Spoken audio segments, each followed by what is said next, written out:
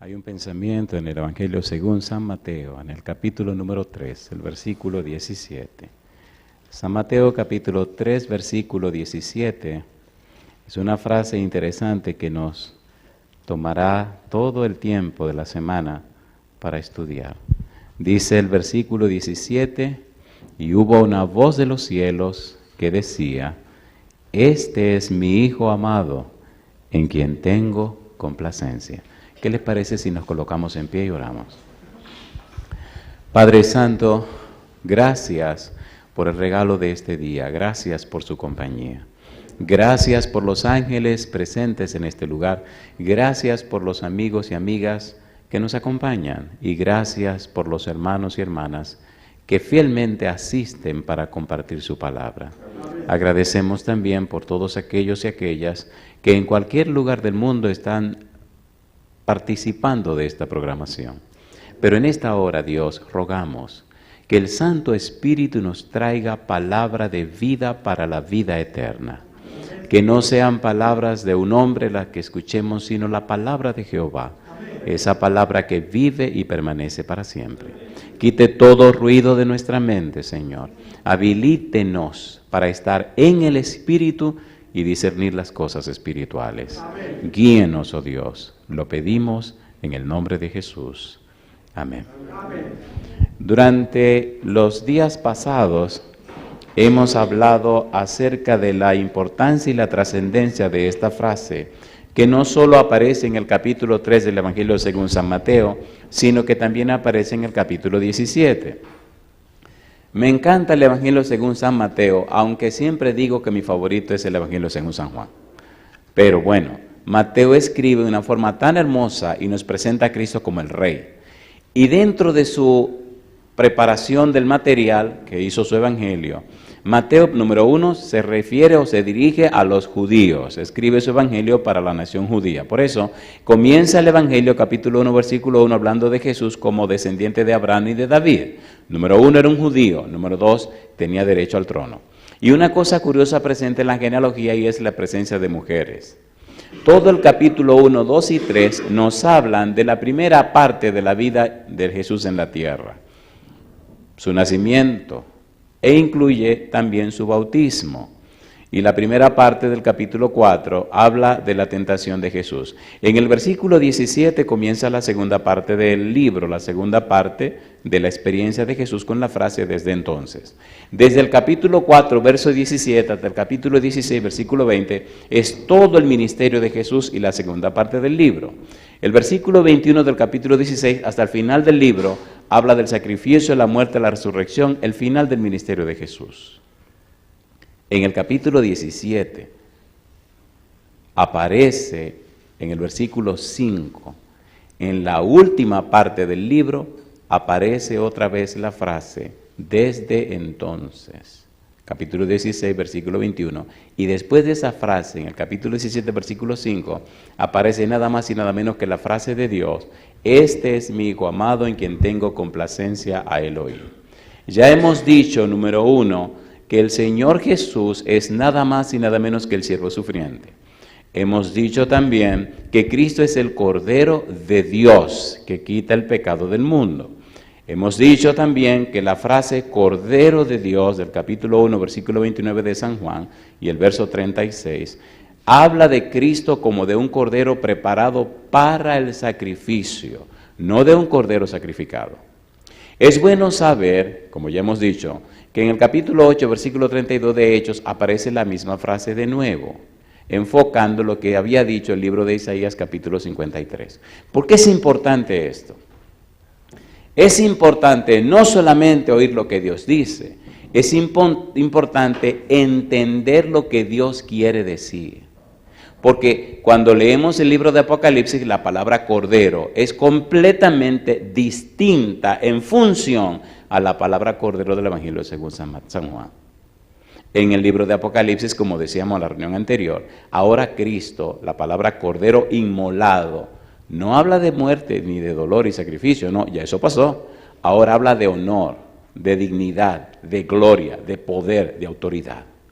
Ahora Cristo tiene toda potestad en el cielo y en la tierra. No solo la tenía porque era divino, sino que la ganó y la compró con su muerte en la cruz. ¿Se entiende lo que estamos diciendo? Entonces, entender esto es entender la ciencia de la salvación. Entender esto es entender nuestros fundamentos. La mayor tragedia del cristianismo es el cristiano que no conoce a Cristo. Y si no conoce a Cristo, entonces significa que no conoce a Dios. Porque usted jamás conocerá a Cristo si primero no conoce a Dios. El punto de partida de todo es Dios. Quien inicia todo es Dios. Quien prepara todo es Dios. Quien hace todo es Dios. Es importante eso. Inclusive cuando Cristo viene, como veremos en algún momento, hay lo que se llama la subordinación del Hijo al Padre. No porque en el gobierno divino uno se someta a otro, no, sino que dentro del plan de salvación se determinó que el Hijo se sometería o subordinaría al Padre, como veremos. Y por eso Cristo dice, el Padre es mayor que yo no hago nada que no agrade al Padre, el Padre que me dio las obras. Y entonces se nota la sumisión de Cristo, subordinación al Padre, para el plan de la salvación. Es bueno entender también que dentro de la frase de Dios, en que mi alma toma contentamiento, hay detalles trascendentes, importantísimos. Por eso debemos estudiar la frase que fue un cordero inmolado desde antes de la fundación del mundo. Y de eso queremos hablar ahora. Desde antes de la fundación del mundo. No fue una tragedia, no fue una emergencia, no fue un corredero de último minuto el pecado del hombre. Dios había previsto y había provisto para esa situación. Vamos en parte, porque se ve más hermoso estudiarlo en parte. Primero, sabemos, San Juan 1:29, que la frase Cordero de Dios significa el Cordero que Dios escogió, el Cordero que Dios preparó para el sacrificio. Hablamos ayer, en Génesis capítulo 22, versículos 7 y 8, cuando Isaac le pregunta al papá y le dice, aquí está la leña, aquí está el fuego, pero ¿dónde está el cordero para el sacrificio? En el versículo 8 Abraham le dice, Jehová se proveerá de cordero para el sacrificio. ¿Desde cuándo se proveyó Dios de cordero para el sacrificio? Desde antes de la fundación del mundo. ¿Cómo debía escogerse el cordero para el sacrificio? Vayamos entonces de lo conocido a lo desconocido. Vayamos primero a entender un poco cómo dijo Dios que debía hacerse la fiesta de la Pascua. Ustedes saben que el cordero se escogía antes del día 14. ¿Estamos claros en eso? Leamos algunos pasajes de la Biblia para entender una cosa a través de la otra. Vamos a partir de lo conocido y llegaremos a lo desconocido. Éxodo capítulo 12, versículo 3 al 6. Veamos qué dijo Dios que debían hacer para escoger el cordero de la Pascua. Es muy importante lo que vamos a estudiar. Muy importante, muy profundo, muy hermoso, muy tierno y muy trascendente. Capítulo 12, Éxodo, versículo 3 hasta el versículo 6. Oiga lo que dijo Dios. Dice el versículo 3, hablad a toda la congregación de Israel diciendo, en el 10 de este mes, tómese cada uno un cordero según las familias de los padres, un cordero por familia. Mas, si la familia fuere tan pequeña que no baste para comer el cordero, entonces él y su vecino inmediato a su casa tomarán uno según el número de las personas, conforme al comer de cada hombre. Haréis la cuenta sobre el cordero. El animal será sin defecto, macho de 1 año. Lo tomaréis de las ovejas o de las cabras, y lo guardaréis ¿hasta cuál día? Hasta el día 14 de este mes, y lo inmolará toda la congregación del pueblo de Israel entre las 2 tardes. Vamos ahora ahí mismo al versículo número 21. Dice Éxodo capítulo 12, el versículo 21 y versículo número 22. Dice el 21. Y Moisés convocó a todos los ancianos de Israel y les dijo, sacad y tomaos corderos por vuestras familias y sacrificad la Pascua. Y dice el versículo número 22, y tomad un manojo de hisopo y mojadlo en la sangre que estará en un lebrillo, y untad el dintel y los 2 postes con la sangre que estará en el lebrillo, y ninguno de vosotros salga de las puertas de su casa hasta la mañana. Yo le hago una pregunta, ¿era esto una ocasión solemne, sí o no? ¿Sí o no? La persona que no hiciera esto, cuando el ángel destructor pasara en la noche, ¿qué pasaría con el primogénito de esa casa que no siguió el ritual? Moriría. Era un asunto serio. Era un asunto de vida o muerte. Versículo 25. Dice el verso 25, y cuando entréis en la tierra que Jehová os dará, como prometió, guardaréis este rito. Y cuando os dijeren vuestros hijos, ¿qué es este rito vuestro? Vosotros responderéis, es la víctima de la Pascua de Jehová. ¿La víctima de la Pascua de quién? De Jehová. Y sigue diciendo, el cual pasó por encima de las casas de los hijos de Israel en Egipto, cuando, ¿qué cosa hizo? Cuando hirió a los egipcios y libró nuestras casas. Entonces el pueblo se inclinó y adoró. Y sigue diciendo el versículo 28, y los hijos de Israel fueron e hicieron puntualmente así como Jehová había mandado a Moisés y a Aarón. Mi pregunta, ¿escogieron el cordero el día 10? Sí. ¿Lo guardaron hasta el día 14? Sí. ¿Lo sacrificaron el día 14? Sí. ¿Y era el cordero de quién? De Jehová. ¿A quién prefiguraba ese cordero? Al Cordero de Dios que quita el pecado del mundo. Es bueno saber que la palabra quita, el verbo quita, quitar en griego, significa cargar, significa tomar para sí, significa llevar. El Cordero de Dios que tomaría para sí el pecado del mundo.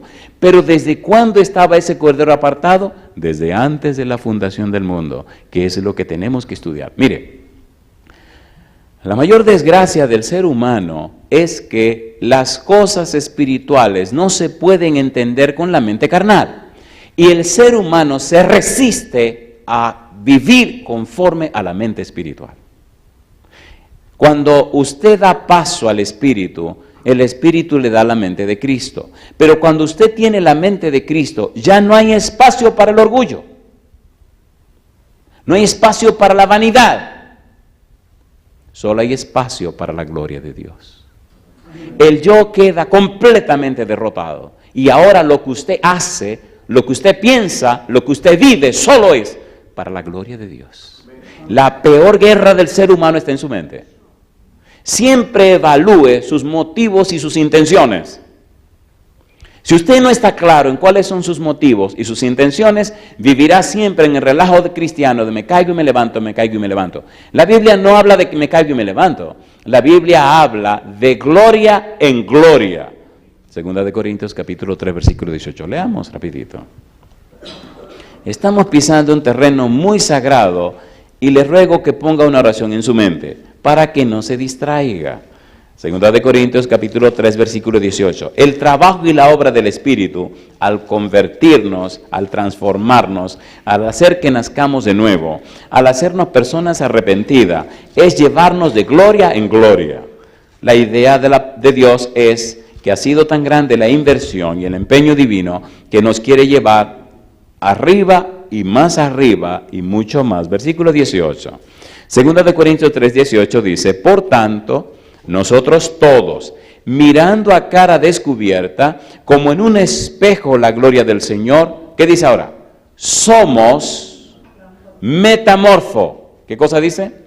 Somos transformados. La metamorfosis no es más que el proceso mediante el cual una oruga, un gusano, se convierte en mariposa. Pero esa mariposa jamás vuelve a ser gusano. ¿Sí o no? ¿Se entiende o no se entiende? Entonces dice aquí que nosotros somos metamorfos. Somos transformados. Y dice de gloria en gloria. Y me llama la atención la última palabra porque dice, ¿cómo dice?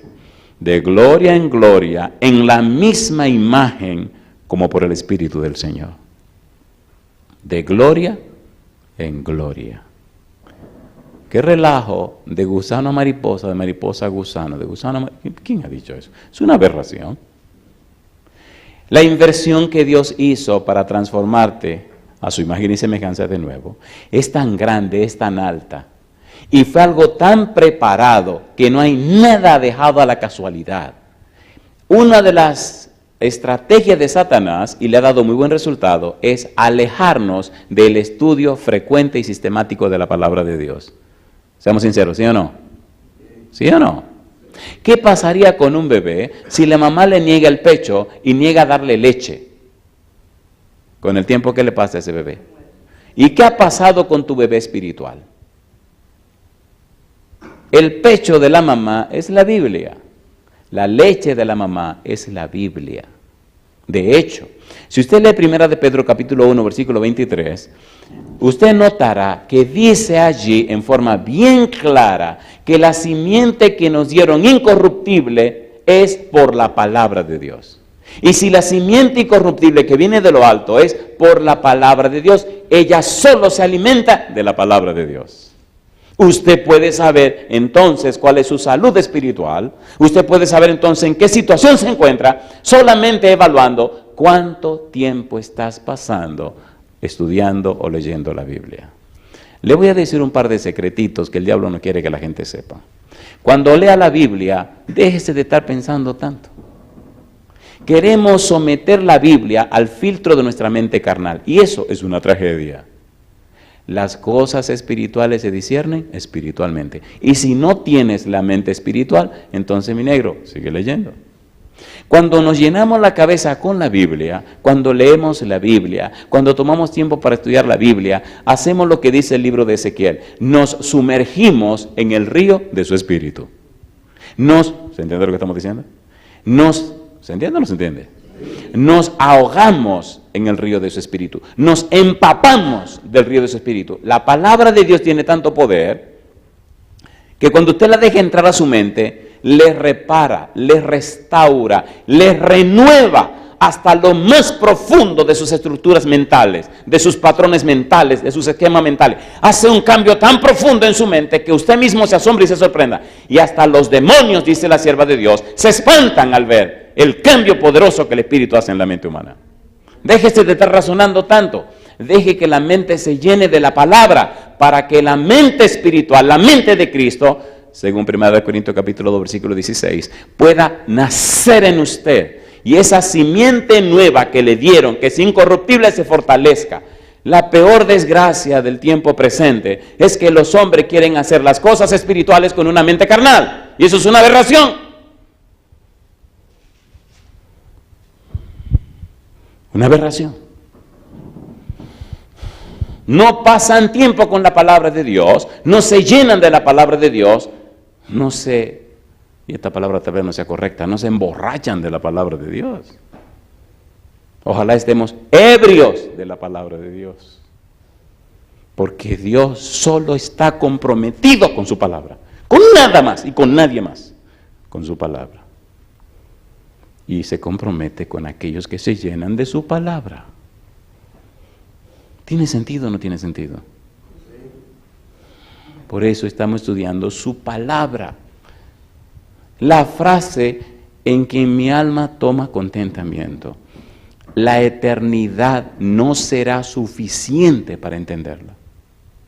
Es demasiado profunda. Espero en Dios que estemos listos para entrar en este estudio, que es muy serio, muy sagrado y muy especial. Y solo leeremos la Biblia. Y usted verá cómo Dios en la Biblia va explicando todo. Una cosa hermosa y profunda. Dice la palabra de Dios, número 1, que Dios escogió a Jesús desde antes de la fundación del mundo para que sea ese cordero que quita, que lleva, que carga el pecado del mundo. Vamos a leer esos pasajes preciosos. Primera de Pedro, capítulo 1, versículos 19 y 20. Ponga cuidado porque esto lo voy a llevar un poquito rápido, a ver si podemos avanzar. Primera de Pedro, capítulo 1, versículo 19 y versículo 20. En esta parte solo queremos mostrar y demostrar en la Biblia que esto es antes de la fundación del mundo. Queremos poner claro que el plan de salvación no fue una reflexión ulterior al pecado, a la tragedia del ser humano. No, fue un plan que estuvo trazado y preparado, escrito y hecho antes de la creación de este mundo. Primera de Pedro, capítulo 1, versículo 19. ¿Cómo dice el verso 19? Dice, sino con la sangre preciosa de Cristo, como de un cordero sin mancha y sin contaminación. ¿Y qué dice ahora? Ya destinado. ¿Desde cuándo? Desde antes de la fundación del mundo. ¿Y qué sigue diciendo? ¿Para qué? Pero manifestado en los postreros tiempos por amor de vosotros. ¿Desde cuándo escogieron a ese cordero?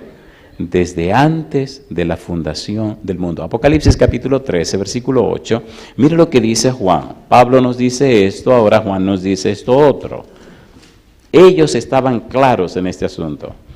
Apocalipsis capítulo 13, versículo 8, dice el verso 8, y la adoraron todos los moradores de la tierra, cuyos nombres no estaban escritos en el libro de la vida del Cordero, que dice ahora, que fue inmolado desde el principio del mundo. ¿Desde cuándo fue apartado ese Cordero? Desde antes de la fundación del mundo. ¿Desde cuándo sabía Jesús que Él era el Cordero? Desde antes de la fundación del mundo. ¿Desde cuándo nos amó Dios? Desde antes de hacernos. Si conociéramos a Dios. Hay un libro que está leyendo una de mis hijas, la segunda. Se llama Los atributos de Dios. Hay un hombre fallecido ya, A.W. Tozer se llama, o se llamó. Este hombre no fue a un seminario teológico, se dedicó a leer la Biblia, a estudiar, a investigar y a comprar libros, pero fue tan usado por Dios. Escribió otro libro también que se llama El conocimiento del Dios Santo, y él dice en ese libro que si quieres saber cómo es el Dios que tú adoras, mira cómo es la vida que tú vives. Hay una relación muy estrecha entre tu forma de vida y al Dios que tú adoras. Y ella me decía, papi, tú no te imaginas lo hermoso y maravilloso que es este libro, hablando de los atributos de Dios. A Dios solo se le conoce cuando se conoce a Dios.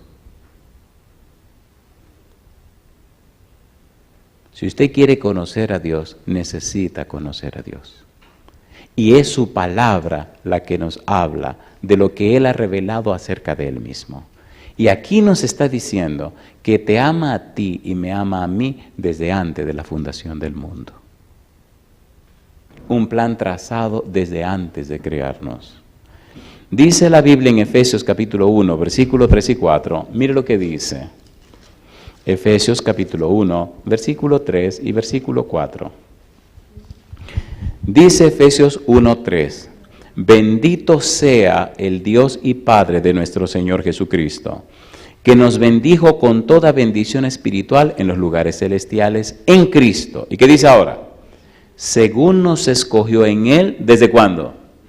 Antes de la fundación del mundo, para que fuésemos santos y sin mancha delante de Él. ¿Desde cuándo nos escogió Dios? Desde antes de la fundación del mundo. ¿Desde cuándo Cristo es el Cordero de Dios? Desde antes de la fundación del mundo. ¿Qué significa la frase en que mi alma toma contentamiento? Significa que había provisto a un siervo de Dios, había provisto a una persona divina que resolvería el problema del pecado desde antes del pecado aparecer. Bendito sea Dios. Necesitamos conocer a Dios. Cuando conocemos a Dios, cuando conocemos su palabra, hay una certeza, hay una seguridad que nos confirma y nos afirma y nos reafirma en las promesas de Dios y en el cumplimiento de su palabra. Es más, Cuando hablamos y entendemos las palabras de Dios y nos relacionamos con la persona de Dios, se cumple en nosotros lo que es el valor y el significado del arrepentimiento. Las iglesias llamadas cristianas están llenas de mucha gente que no han nacido de nuevo. Personas que no han sido regeneradas, personas que no son arrepentidas, personas que están llevando una vida cristiana como si fueran miembros de un club o de una actividad social. Personas que ni siquiera comprenden ni entienden el propósito y la razón de ser de la vida cristiana. Y ese mal testimonio, esa vida secular dentro del mundo religioso, está matando la fe de muchos que quisieran venir a servirle a Dios. ¿Es así o no es así? ¿Es así o no es así? Entonces necesitamos la obra del Espíritu en nosotros, programada desde antes de la fundación del mundo, para que seamos criaturas nuevas. Por ejemplo, en el libro de Efesios, capítulo 3, versículo 14 hasta el versículo 19, el apóstol Pablo explica cómo Dios el Padre, Dios el Hijo y Dios el Espíritu Santo se comprometen a trabajar en un ser humano para transformar su vida y cambiarla conforme a los propósitos divinos. No importa que el pecado haya entrado, aunque el pecado entró y con el pecado la muerte, también entró Cristo y con Cristo la vida. No importa cuán feo y horrendo y sucio sea el pecado, Dios está por encima de eso, porque cuando abundó el pecado, sobreabundó la gracia. Necesitamos conocer a Dios. Esa negligencia espiritual en el estudio de la Biblia es criminal y asesina. No solo te mata a ti, sino que mata a los que te rodean. Y no solo mata a los que te rodean, sino que tu mal testimonio y tu falta de poder divino hace posible que otros se pierdan. Porque el Espíritu de Dios morando en ti hace las maravillas que tú y yo no podemos hacer. ¿Cierto o falso? Recuerda que no hacemos nada por nosotros mismos. Por eso hablo de poder divino. Filipenses 2:13 dice, porque Dios es el que produce en vosotros, así el querer como el hacer, por su buena voluntad. Y si es Dios que lo hace, entonces no soy yo. Y si no soy yo, es el poder divino. ¿Sí o no? La Biblia dice que somos templo del Espíritu Santo. Pero a veces lo que menos se ve en nosotros es el Espíritu Santo. ¡Qué barbaridad! ¡Qué barbaridad! Desde la fundación del mundo. Hechos capítulo 4, versículo 27 y 28. Una pregunta, ¿tiene sentido lo que estamos estudiando o no tiene sentido? No tengo ninguna prisa, pero tengo que confesarle un pecado. En realidad tenía prisa. Quería darle todo, pero espérate un momento, si le doy toda esta comida, se pueden indigestar, mejor vamos despacio.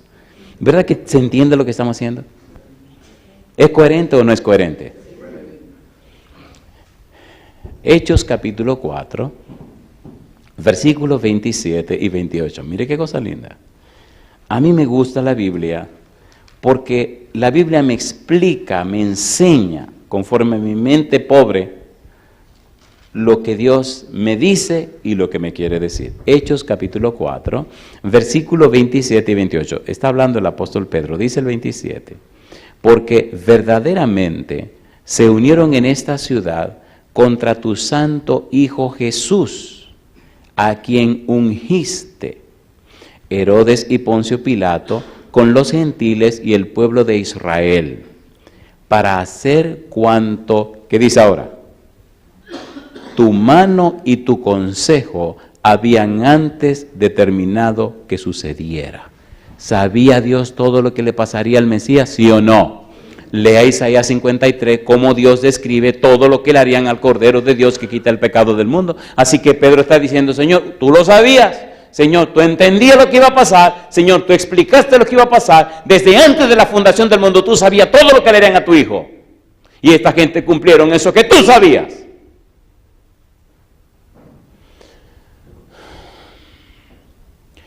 La manera pobre, la manera lastimosa, la forma triste y vergonzosa como vivimos la vida cristiana se debe al no conocer a Dios ni su palabra. Si lo conociéramos, nuestra vida sería otra cosa. Y la tragedia más grande es que nos ofendemos cuando nos lo dicen. Y eso dice claramente nuestra carnalidad en el tiempo presente. Y dejémonos de cuento. ningún carnal entrará al reino de los cielos. Oiga, pastor, ¿cómo se entiende esto de carnal? ¿Le parece bien si nos salimos un poco del camino por un minuto? ¿Le va a doler? Como quiera, ¿quieren que nos salgamos? ¿Seguro que quieren que nos salgamos? No sé si hay algún mexicano por aquí, algún mexicano colado aquí, algún mexicano. ¿No hay ningún mexicano aquí? Oye, Miguel parece que juró por la bandera de México, levantó la mano. El mexicano le gusta comer con picante, pero hay una cosa que pica y otra que repica y otra que contrapica. Entonces hay cosas que duelen, hay cosas que... Yo digo, pero ¿cómo esta gente come sufriendo? A mí no me gusta sufrir cuando estoy comiendo, pero usted le ve que se ponen rojo como un tomate y le meten más.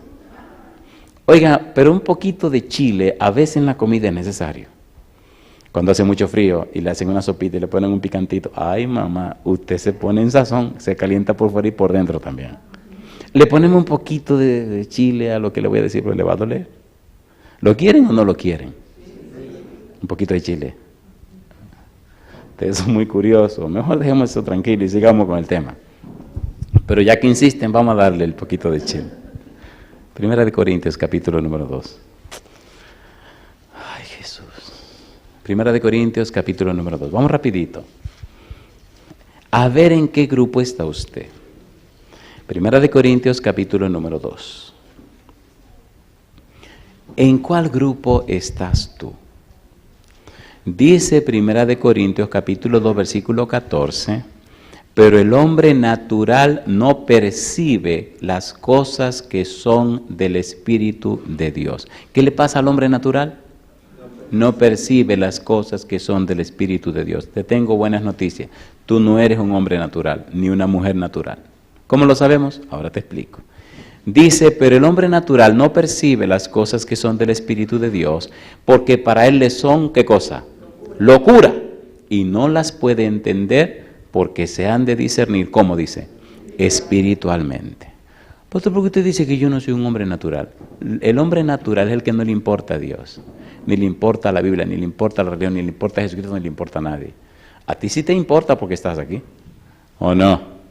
Aunque sea por curiosidad, aquí estás. En cualquier lugar del mundo que nos estén mirando, ahí están. Así que por la simple curiosidad, entonces ya no eres un hombre natural, porque si fuera un hombre natural, jamás te acercaría, ni siquiera por curiosidad. De manera que no somos de ese grupo. Bendito sea Dios.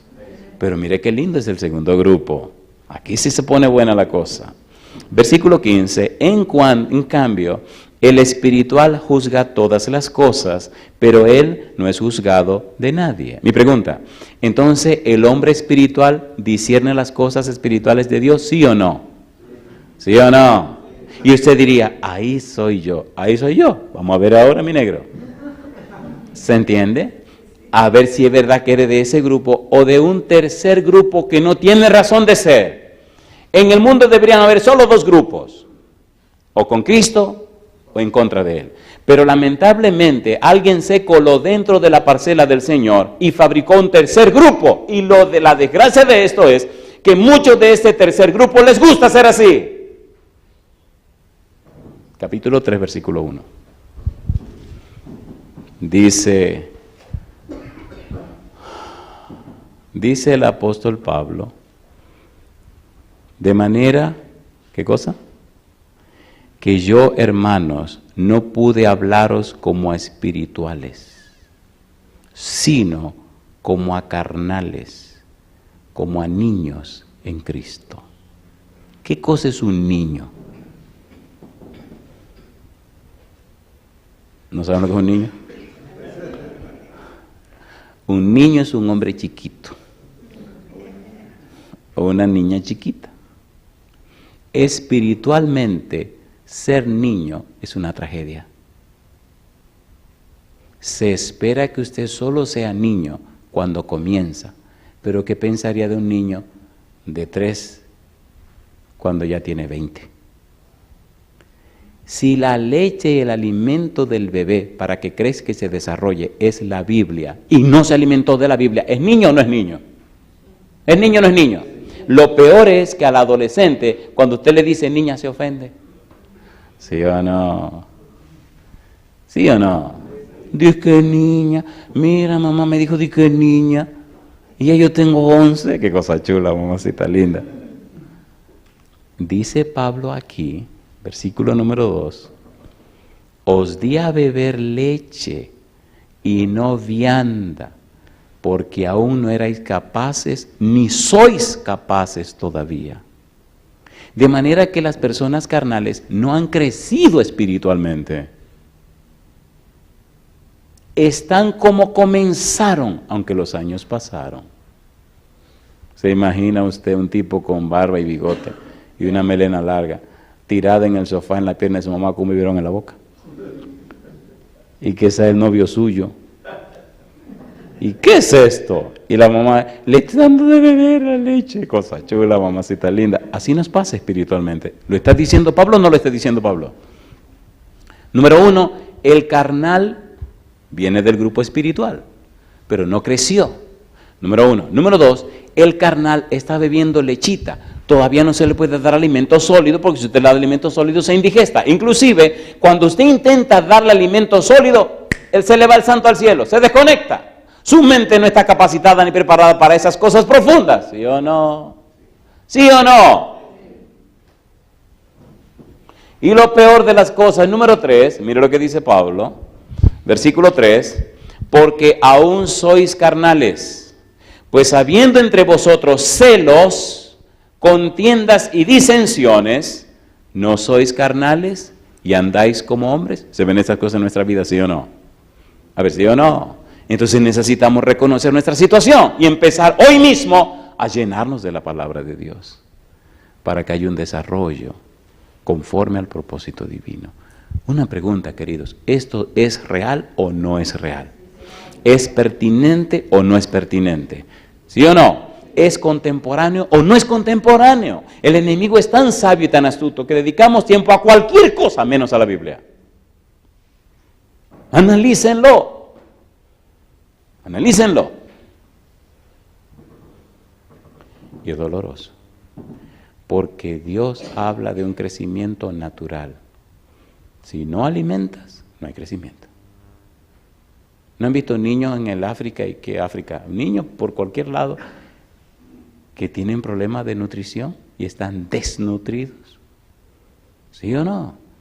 Entonces, el mundo natural, el mundo físico, como decía Jesús, nos presenta en una forma parabólica la verdad de nuestra vida y experiencia espiritual. ¿Verdad que nos ofendemos porque no me saludó? ¿Qué tontería? Mire, por favor. ¿Sí o no? Entonces, no conocemos a Dios, no conocemos su palabra, no hemos crecido.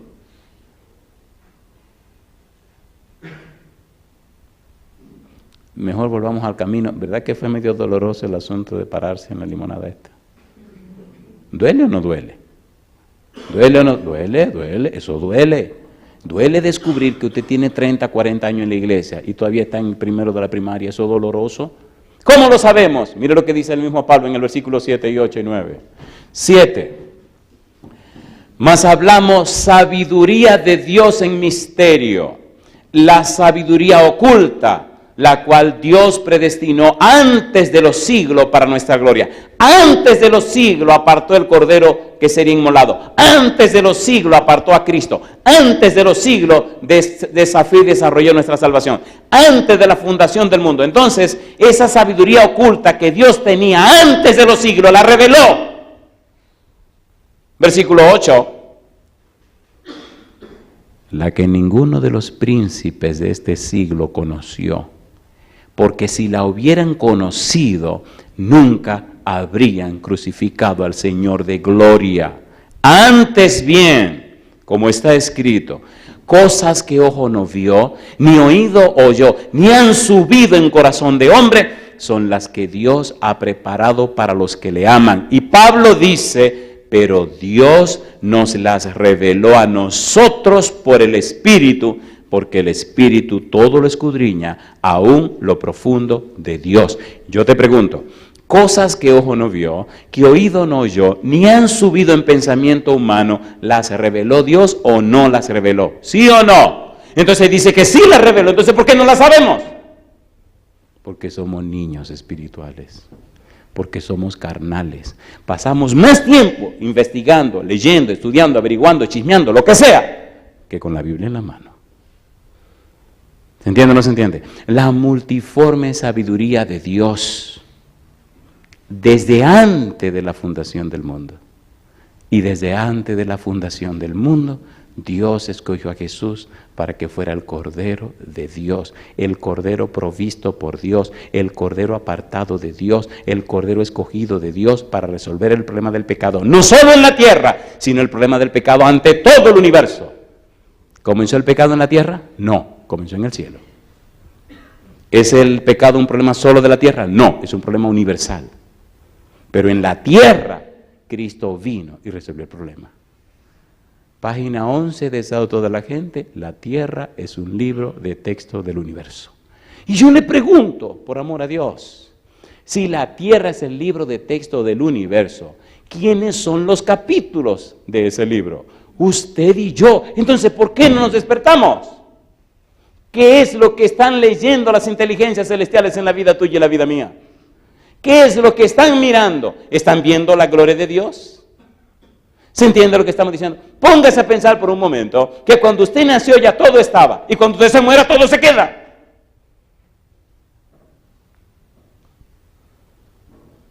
¿Cómo te dejas atrapar tan tontamente por el enemigo en una vorágine de cosas que aquí estaban y aquí se quedan?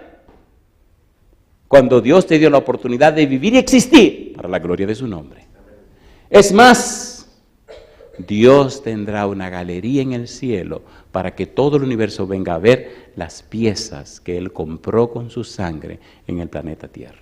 Es más, la tierra será quemada, consumida y transformada para convertirse entonces en la morada de Dios con sus hijos. Y desde este pequeñito planeta se gobernará todo el universo, porque descenderá la ciudad santa de Dios. ¿Eres de valor o no eres de valor? Entonces despiértate. Esa tragedia de sentirnos gusanos es porque no conocemos a Dios y su palabra. Esa tragedia de ser de ser lo que somos es por no conocer a Dios. Si lo conociéramos. Sí, ¿es cierto o no es cierto lo que estamos diciendo? Si lo conociéramos. Hay una frase misteriosa que dice 1 de Pedro 1:12, dice, cosas en la cual anhelan mirar los ángeles. Dice la sierva de Dios, que los ángeles se maravillan de lo privilegiado que somos nosotros. ¿Sabe lo que Dios nos creó como una creación distinta? Nosotros somos tan distintos en el universo, que siendo una criaturita como somos tan pequeñita, Dios nos creó para ser morada del Espíritu Santo. Pero ¿cómo podemos ser tan tontos? Pero el diablo nos ha hecho guarida de demonios. ¡Qué tontería! Cuando te venga el próximo pensamiento tonto, repréndelo en el nombre de Jesucristo. La carne se cuida, se protege, se defiende. La carne siempre está con la guardia en alto para protegerse. Déjese de eso, que lo proteja Jehová.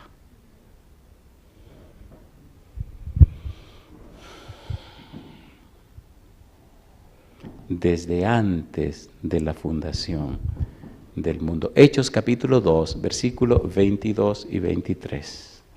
La Biblia es hermosa, la Biblia es maravillosa. La Biblia es lo más importante que hay en la tierra. Hechos 2, 22 y 23.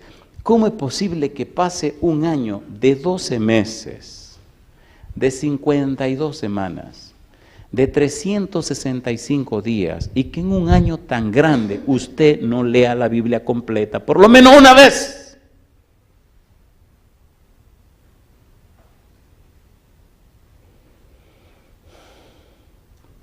Usted puede saber su estatura espiritual, sabiendo cuánto tiempo ha pasado con la palabra de Dios. Y no se engañe, porque nos convertimos en mentirosos e hipócritas, fingiendo y aparentando lo que no somos. Y a veces hacemos el papel de que todo lo sabemos. Qué cosa tan ridícula. Perdone si suena a regaño, yo no lo estoy regañando. Es que no sé decirlo de otra manera. Pero ustedes saben muy bien que es verdad lo que estoy diciendo. A mí me duele tener que decir esto de esta manera. Pero no hay otra forma. Seamos honestos. Hemos sido tan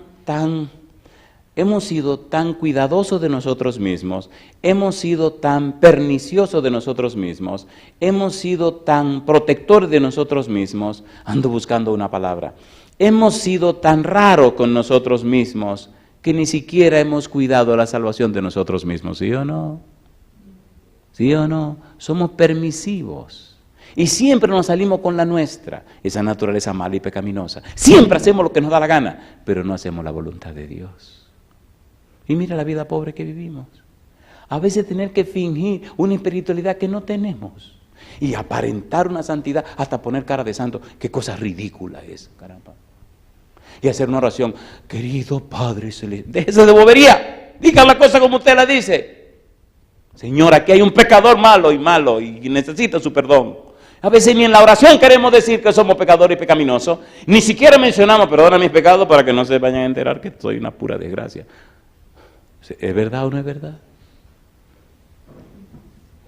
Capítulo 2, Hechos, versículo 22-23, y vamos a aterrizar. ¿Cómo dice la palabra de Dios? Pedro en su sermón de Pentecostés, dice Hechos capítulo 2 versículo 22, ¿cómo dice? Hechos 2:22. Varones israelitas, oíd estas palabras. Jesús Nazareno, varón aprobado por Dios entre vosotros, con las maravillas, prodigios y señales que Dios hizo entre vosotros por medio de él, como vosotros mismos sabéis, a este, entregado por el determinado consejo y anticipado conocimiento de Dios, prendisteis y matasteis por manos de inicuos, crucificándole. Pregunto, ¿aparece o no aparece la frase anticipado? Mira qué cosa linda, dice, entregado por el determinado consejo y anticipado conocimiento de Dios. ¿Lo dice o no lo dice? ¿Lo dice o no lo dice? Entonces Dios sí sabía lo que le iba a pasar a Jesús. Y aquí pienso a terminar. ¿Había anunciado Dios lo que le pasaría a su hijo? Sí. ¿Lo que pasaría al Mesías? Sí. ¿Hay o no hay profecías en el Antiguo Testamento que hablan de los sufrimientos de Jesús? Sí, por lo menos hay 69. Y todas tienen su fiel cumplimiento en el Nuevo Testamento. Hay un libro que se llama Evidencia que exige un veredicto. ¿Cómo se llama el libro? Evidencia que exige un veredicto. El autor se llama Josh McDowell. En ese libro, él presenta 69 profecías del Antiguo Testamento que se cumplen en Cristo, del Antiguo Testamento que se cumplen en Cristo en el Nuevo Testamento. Una por una. ¿Sabía Dios lo que le pasaría a Jesús? Claro que lo sabía. Sin embargo, ¿dejó Dios que sucediera? Dejó que sucediera. ¿Por amor a quién? ¿Por amor a quién?